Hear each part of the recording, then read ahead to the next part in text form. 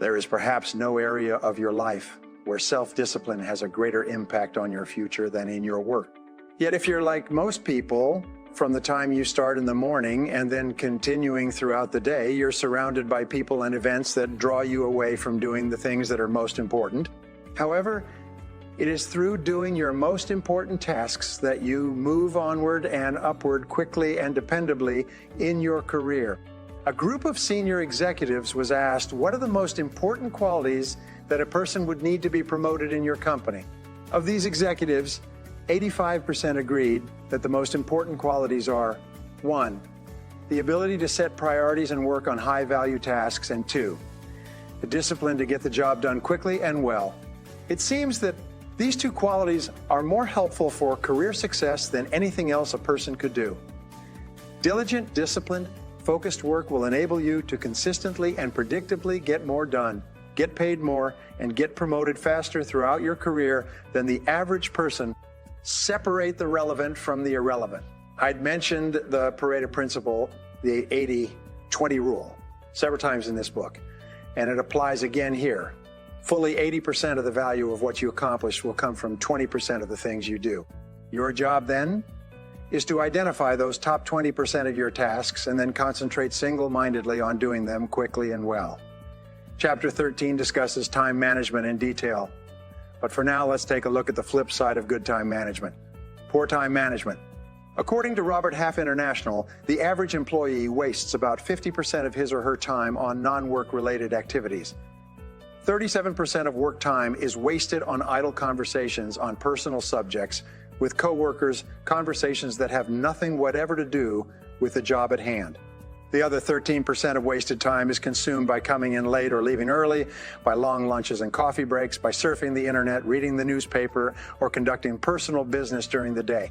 Even worse, when people who waste a lot of time actually settle down and get to work, they spend too much time on low-value tasks and activities.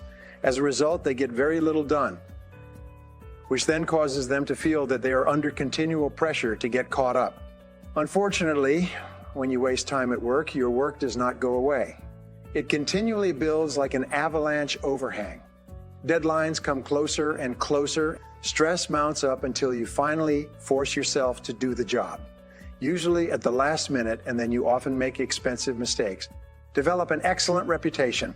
There's nothing that will bring you to the attention of people who can help you faster than for you to develop a reputation for hard, disciplined work. Every hour of every day, average employees increase their income at only about 3% per year, which is just about the rate of inflation or cost of living increases. In other words, if you're an average employee, you're not really making any more money from year to year. Rather, you're just keeping up with your expenses.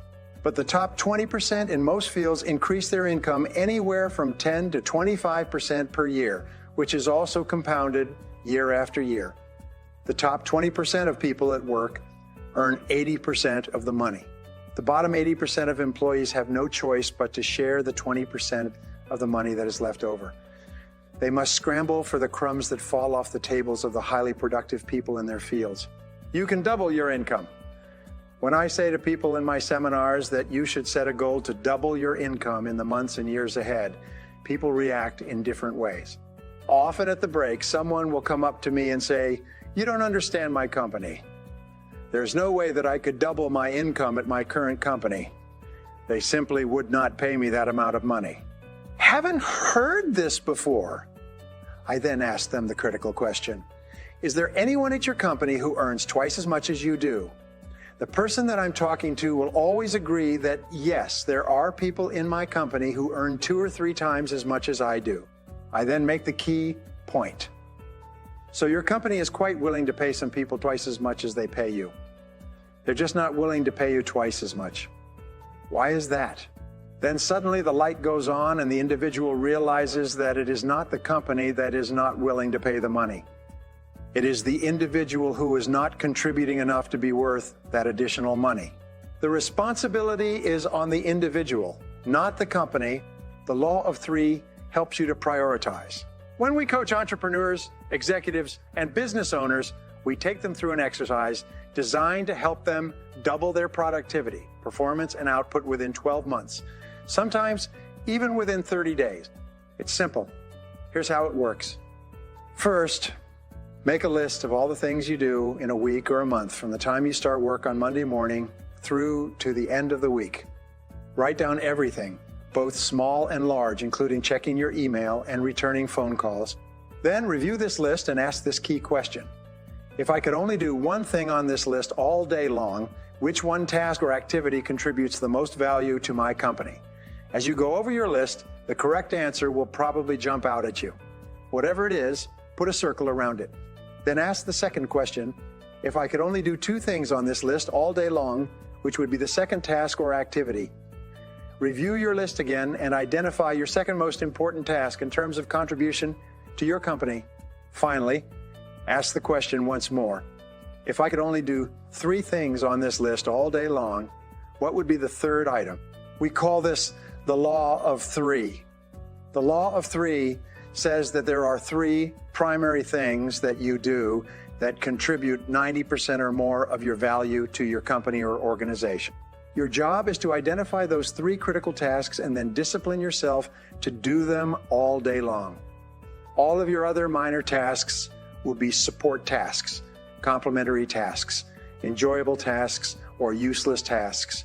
They will be little things that you've gotten into the habit of doing as a way of unconsciously avoiding the big, difficult, important tasks that can make a tremendous difference in your work and career. Calculate your hourly rate. Another way for you to double your income is for you to use the hourly rate method of calculating your personal value and your time allocation. First, determine the amount that you earn each hour. You do this by dividing your annual income by the number 2,000, which is roughly the number of hours that an entrepreneur or executive works each year in our society, 40 hours a week times 50 weeks a year. For example, if you earn $50,000 a year divided by 2,000, your hourly rate would be $25. If you earn $100,000 per year divided by 2,000, your hourly rate would be $50. Whatever it is, from that moment onward, resolve to do only those things that pay you your hourly rate or better. Refuse to do those things that someone else can do at a lower hourly rate than you. Do not waste your time doing things of low value or no value while your other important tasks are building up. Get on the same page about what work is most important. Once you have made a list of all the results you feel you have been hired to accomplish, and you have determined your three most important things that you do to justify your hourly rate, take your list of key activities to your boss and have your boss organize your job based on his or her priorities. You need to do this because you must be sure. Benjamin Trigo, co-founder of the Kepner-Trigo consulting firm and author of The Rational Manager, once said, "The very worst use of time is to do very well what need not be done at all." Yet it is amazing how many people are working hard on tasks that are of little or no value to their bosses. No matter how well you do an unimportant task, it doesn't help you. Even worse, working on low-value tasks keeps you from working on the most important things you could be doing. Hard work on the wrong job can actually sabotage your career. The happiest days you will have at work will be when you are working on those tasks that your boss considers to be the most important. The unhappiest days at work will be when you and your boss are at cross purposes and not getting along, primarily because you are not completing the jobs that are most important to him and to his career. Your goal is to be paid more and promoted faster. Your goal is to become one of the most valuable and highest paid people in your field. Your job is first to make yourself valuable and then to make yourself indispensable to your company. This requires first and foremost that you are always working on those tasks your boss considers most important. Work all the time you work. The key to doubling your productivity and output and eventually your income is to really work all the time you're at work. Simply put, when you work, work. Don't waste time, don't delay, and don't chat with coworkers or sit around drinking coffee. Don't read the newspaper or surf the internet. When you come into work in the morning, put your head down and then work all day long. The biggest time wasters in the world of work are other people who want to talk with you, distract you, delay you, and take up the time that you should be spending on high-value tasks. When a time waster approaches you and says, "Do you have a minute to talk?" you reply by saying, "Yes, but not now. Why don't we talk at lunchtime or after work?"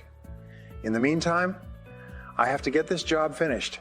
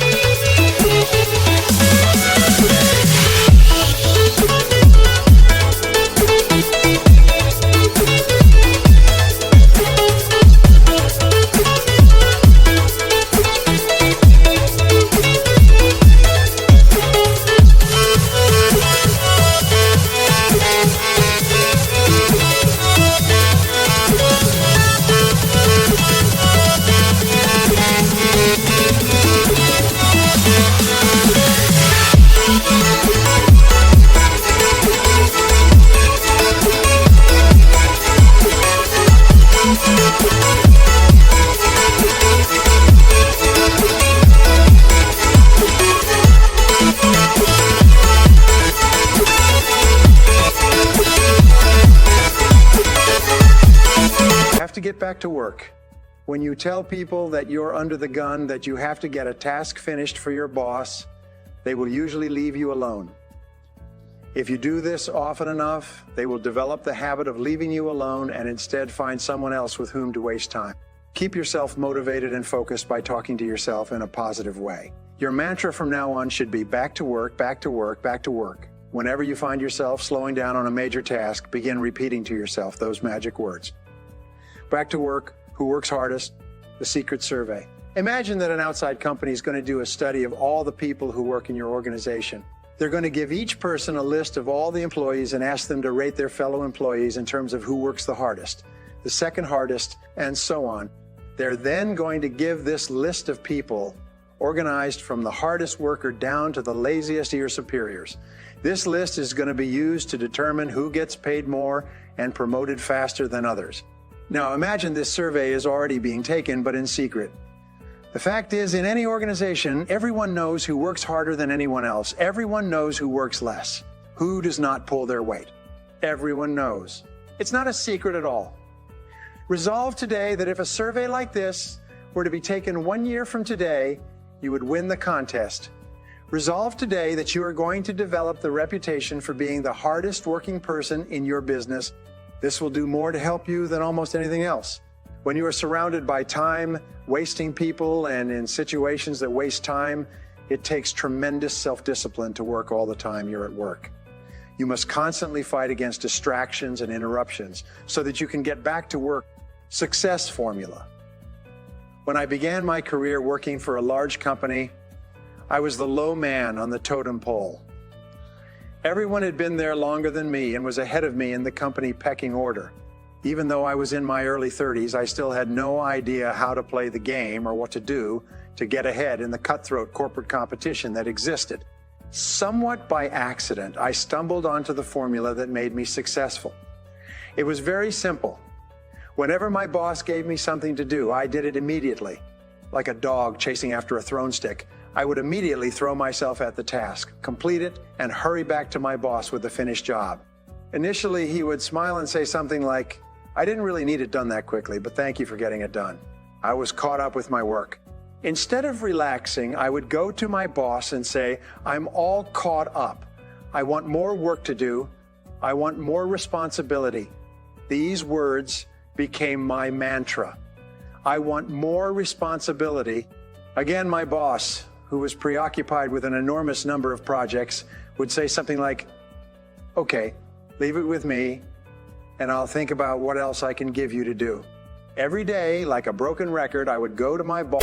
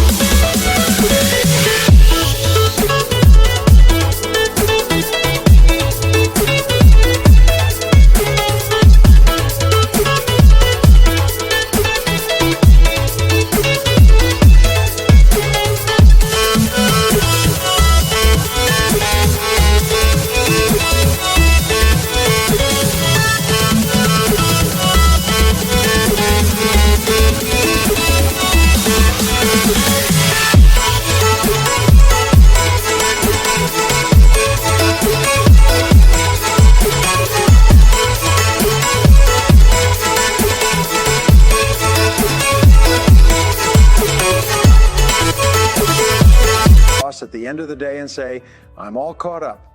I would like more responsibility." Bit by bit, he began to toss me tasks. He would give me a little task to do to keep me busy. Whatever it was, I would go out immediately, complete the task, and bring in the results. I would then say, "I'm all caught up. I want more responsibility." Within 6 months, he began to see me as the go-to guy whenever he had something he needed done quickly. He passed by everyone else and gave it to me. He knew that whenever he asked what to do, I would do it quickly. Once my boss asked me to fly to Reno to begin development work on a property that the company was purchasing. He told me I could go sometime in the next couple of weeks. Instead, I left the next morning. I went straight to the lawyer who was handling the transaction and then to the engineer who was in charge of the development work. I immediately sensed that something was seriously wrong with his land purchase. I didn't know what it was, but I went from person to person, asking questions and gathering information. By the end of the day, just a few hours before this $2 million transaction was set to close and the money would change hands forever, I found that we were about to be sold a piece of land that had no water and was therefore undevelopable because of complex laws and limited riparian rights. The property was a worthless piece of ground that could not be developed within the next 100 years. If we had proceeded with the purchase, we would have lost $2 million. I immediately stopped the transaction, demanded that the lawyer cut me a certified check for the $250,000 deposit that was in his trust account, and flew home to my boss to tell him the story. As you can imagine, my boss was very happy with what I had done. From that day forward, I received more and more responsibilities. Within another year, I was running 3 divisions of the company and had a staff of 42 people in 3 cities. I later learned that my boss paid me more money than anyone else who ever worked for him, and he did so all on the basis of results and profitability. This is why whenever people ask me how to succeed in business by really trying, I give them the same advice. Whatever your boss gives you to do it quickly and well. Then go and ask for more responsibility, and when you get it, do the job quickly and well until you get a reputation for being the person who does things fast. This will help you advance in your career more than any other reputation. Pay the price. Here is a simple 3-part formula for success at work. Come in a little earlier, work a little harder, and stay a little later. This will move you so far ahead of your competitors that they will never catch up. Come into work 1 hour earlier before anyone else arrives. Use that time to plan and organize your day and get started on your most important tasks. Make sure that whatever time your boss comes to work, you are always there working before he arrives. Second, work a little harder. Don't waste time. Don't chat with coworkers. Work through lunchtime so that you can get on top and stay on top of your main tasks and responsibilities. Third, work 1 hour later than your coworkers. If they leave at 5 o'clock, you leave at 6. Use that extra time to complete your important tasks and get yourself organized for the following day. When you come in 1 hour earlier, work through lunch, and work 1 hour later, you add 3 full productive hours to your day. Because there are no interruptions when you work during these time periods, you'll actually accomplish 2 or 3 times as much as you would during your other work hours when you're constantly interrupted by other people and telephone calls. In fact, you can double or even triple your productivity, performance, and output by simply adding these 3 hours to your workday. The good news is that by coming in earlier and leaving later, you don't lose anything. You merely avoid the traffic tie-ups and slowdowns that most people suffer through on their ways to and from work. Use the 40+ formula. This formula says that you can tell where you're going to be 5 years from now by looking at the number of hours that you put in today in excess of 40 hours per week. If all you do is put in the regular 40 hours that everyone else puts in, all you will do is survive. Your annual increases will be 3 or 4%. You will have a job, but your income increases will go up at the same rate as everyone else. It is when you begin to put in more than 40 hours that you give yourself an advantage over most of the other people in your company and your business. Make it a habit to do more than what you are paid for. Discipline yourself to put in more than you take out. Every hour that you work over 40 hours a week is an investment in your future success. The highest paid people in America in every field work 50 to 60 hours per week. The average self-made millionaire works 59 hours per week. This is equal to 5 12-hour days or 6 10-hour days. Most successful people at the beginning of their careers work 6 days a week, sometimes 7. Moreover, they worked all the time they were at work. They didn't waste time. They realized that in order to reap a great harvest later in their career, they sowed a lot of seeds in the springtime of their career. Finally, to succeed at work, you need to discipline yourself to look the part. Remember, birds of a feather flock together. When it comes to a presentation, this means that people like to promote others who look like them. Your bosses are very sensitive to the appearance of their staff. They like to promote people who they are proud to introduce to their friends and colleagues. Be sure that you dress and groom in such a way that your boss will be proud to take you out for lunch and introduce you to others as a representative of his or her company. Each morning before you go to work, look in the mirror and ask yourself, do I look like one of the top people in my field? If you don't, go back and change and keep changing until you look like one of the top people in your business. Learn how to dress for success.